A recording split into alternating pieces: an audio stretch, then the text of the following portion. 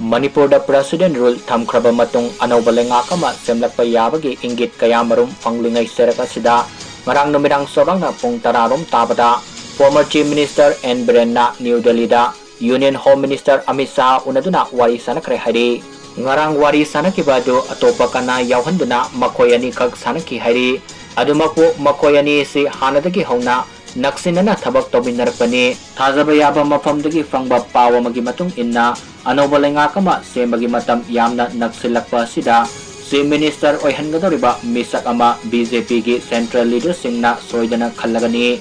hariba misagado Union Home Minister Amit Shah nasu khanglamgani maram aduna former Chief Minister N. Biren bo thawoina kauraga unariba sige maruoiba maram mahakna leader claim torakanu atopa miyoyama si minister oihanbada nahakna sawgalu haiba ama natraga mahakna luchingba lengak ama lingnana bagi forum yatminaba oiramba yai adubo former Chief Minister N. Biren na amuk hanna Manipur ge Chief Minister oihanba haibasi party gi manungdasu MLA singi manungdasu yanadaba yawana oithokkanaba mande former Chief Minister N. Biren na amuk hanna Chief Minister oihangani hairabadi lengak sembada kukizo MLA tara sungyaw yawani haibagi thajaba leite adubo former Chief Minister N. Biren haujiksu mapanga leiba MLA kharana adum yaba miyoinina anoba lengak ama lingnaba honabada mahaki mating tangai fadana changli masimag BJP gi national leaders singna ubanina mahakpu kauba oiramgani haina longnari